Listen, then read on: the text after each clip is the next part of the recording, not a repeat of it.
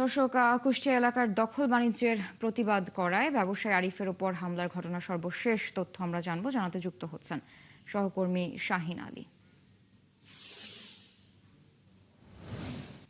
শাহিন, আরিফের শারীরিক অবস্থার আপডেট একটু আমাদের জানাবেন এবং সন্ত্রাসীদের ধরতে এখন পর্যন্ত কুমারখালী প্রশাসন কি ব্যবস্থা নিল, এই ঘটনার বিস্তারিত একটু জানাবেন আমাদের।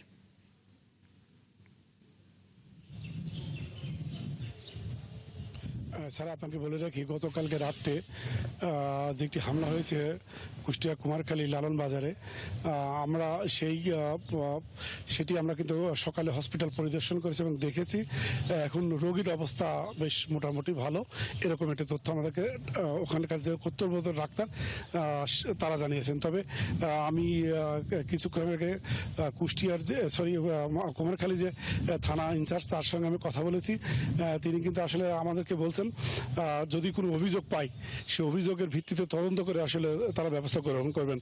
তবে আমরা স্থানীয় এলাকাবাসী তাদের সঙ্গে কথা বলেছি, আসলে তারা যেটি জানাচ্ছে সেটি হচ্ছে আসলে আইন শৃঙ্খলা বাহিনীর তৎপরতা সেরকম না থাকার কারণে কিন্তু আসলে কুষ্টিয়ার কুমারখালীতে একের পর এক এরকম অনাকাঙ্ক্ষিত ঘটনা ঘটছে। তবে এই ঘটনা যাতে না ঘটে সেটি দ্রুত ব্যবস্থা গ্রহণ করার জন্য আইন শৃঙ্খলা বাহিনীর প্রতি দৃষ্টি আকর্ষণ করছে কুমারখালীবাসী। যেমন গোলাগুলির মতো ঘটনা ঘটেছিল এবং যে বালু বহন নিয়ে আসলে মূলত ঘটনা, সেটি যদি আইন শৃঙ্খলা বাহিনী রোধ করতে না পারে তো পুনরায় এরকম একটি ঘটনা আরও ঘটতে পারে, এরকম তথ্য আমাদেরকে বলছেন এলাকাবাসী। তবে স্বজনদের যারা আসলে আহত হয়েছে তাদের স্বজনরা বলছে আসলে, এবং তারা বলছেন ওকে।